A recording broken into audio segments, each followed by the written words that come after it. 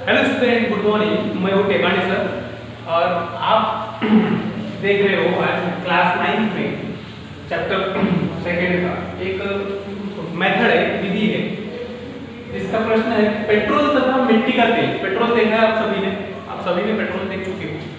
Petrol pump पर जो मिलता है बाइक जो डालते हैं तथा मिट्टी का तेल केरोसिन है। पेट्रोल तथा मिट्टी के तेल के मिश्रण को अलग करना, मतलब पेट्रोल है और मिट्टी का तेल है ना।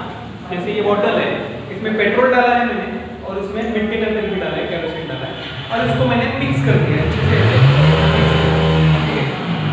इसको मिक्स करने के बाद अब मुझे क्या करना है, पेट्रोल को अलग करना है इसमें से और मिट्टी के तेल को अलग करना है। अब मैंने एक तो कर दिया, लेकिन उसको अलग कैसे किया जाए तो ये पॉसिबल नहीं होता है ना। ऐसा अगर मैं दिखा दूंगा कि पेट्रोल है, मिट्टी का तेल है, ये मिक्स हो गया है और क्यों मिक्स क्यों हुआ है, क्योंकि इजीली मिक्स हो जाता है ना। लेकिन अब इसको अलग करना है, मुझे पेट्रोल अलग चाहिए और केरोसिन अलग चाहिए, तो उसके लिए साइंटिफिक मेथड होती है ना। उसके लिए साइंटिफिक मेथड होती है जिसकी सहायता से पेट्रोल को अलग किया जा सकता है मिक्स हुए और केरोसिन को भी अलग किया जा सकता है ना। क्योंकि हम जानते हैं कि पेट्रोल तथा मिट्टी के तेल के मिश्रण को अलग करने के लिए जो पेट्रोल तथा मिट्टी का तेल होता है, इनके बीच का जो क्वथनांक होता है, क्वथनांक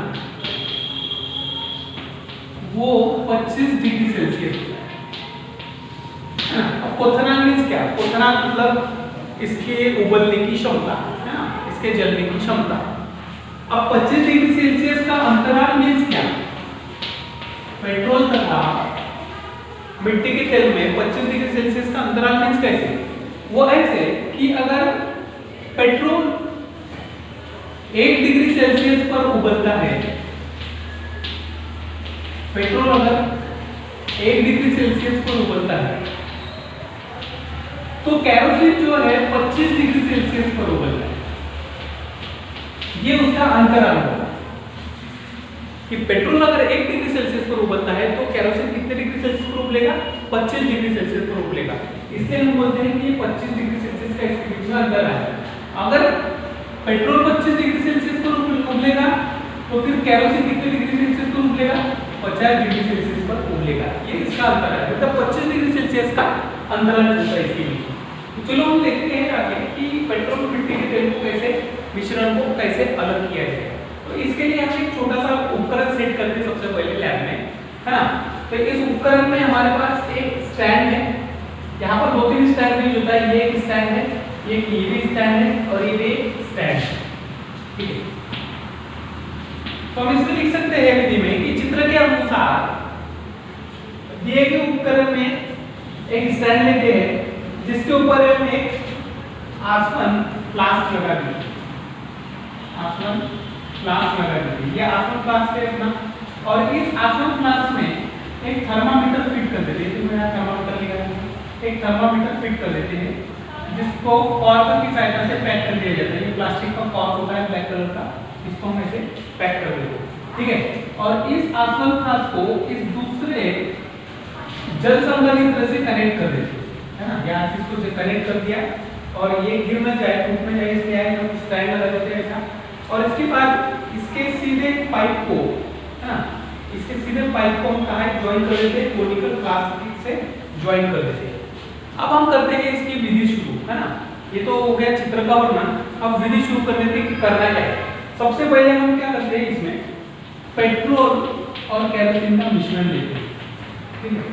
ये पेट्रोल और केरोसिन का मिश्रण ले लिया हमने इतना। यहाँ पे लिख देता हूँ पेट्रोल व केरोसिन का मिश्रण। ये हमने पेट्रोल और केरोसिन का मिश्रण ले लिया सबसे पहले, है ना, जो मिक्स है। समझ में नहीं आ रहा है कि अलग कैसे किया जाए।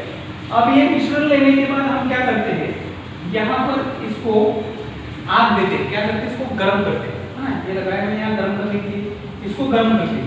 तो जैसे हम इसको गर्म करते हैं धीरे धीरे, है ना, थर्मामीटर क्यों लगा दिया जाता है? टेम्परेचर मेंटेन करने के लिए, टेम्परेचर तापमान को मापने के लिए थर्मामीटर हम लगा देते हैं। फिर जैसे ही यहाँ पर आग लगाते हैं, इसको गर्म करते हैं, धीरे धीरे गर्म किया जाता है, धीरे धीरे स्लो गर्म करके, तो इसकी ये भाप बनकर उठने लगता है। भाप बनकर क्या होता है, ये उड़ने लगता है। तो अब इसमें पेट्रोल भी है और केरोसिन भी है, मिट्टी का तेल भी है। तो भाप किसकी पहले बनेगी, कौन जल्दी उबलता है, पेट्रोल। तो पेट्रोल की भाप पहले है ना, और केरोसिन और पेट्रोल के बीच में 25 डिग्री सेल्सियस का अंतर है, इसलिए पहले कौन उड़ेगा, पेट्रोल। तो पेट्रोल भाप बनकर उड़ने लगेगा, ऐसे पेट्रोल यहाँ भाप बनकर उड़ने लगेगा, और भाप बनकर उड़ने के साथ साथ वो यहाँ आएगा, ऐसे इसकी भाप यहाँ आएगी, है ना। और इस पाइप की सहायता से ये भाप किधर से आएगी। अब ये क्या है, ये है जल संघनित्र।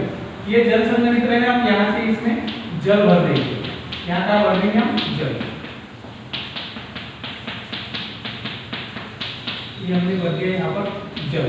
अब जल क्यों भरा, जल क्यों भरा, है ना। तो उसका कारण ये है कि जब यहाँ पर हम गर्म करेंगे इसको, तो पेट्रोल भाप बनकर उड़ने लगेगा। भाप बनकर जब उड़ेगा तो ये यहाँ से इसकी भाप ऐसे आएगी इस पाइप में। तो इस पाइप में आने के बाद ये जो जल है, यहाँ जो पानी भरा है, ये पानी वाष्प को क्या करेगा, ठंडा करेगा, उसकी पेट्रोल की भाप को क्या करेगा, ठंडा करेगा, और ठंडा करके उस भाप को किसमें बदल देगा, पेट्रोल में बदल देगा, लिक्विड में बदल देगा। और ये पेट्रोल को हम क्या करेंगे, फिर इधर कोनिकल फ्लास्क में ऐसे जमा करेंगे, है ना। अब इसमें जितनी भाप थी, धीरे धीरे आप इसको गर्म कर रहे हैं, इसमें जितनी पेट्रोल की भाप थी वो उड़कर पूरी केरोसिन में कोनिकल फ्लास्क में आकर जमा होगी, मींस पेट्रोल अलग हो गया।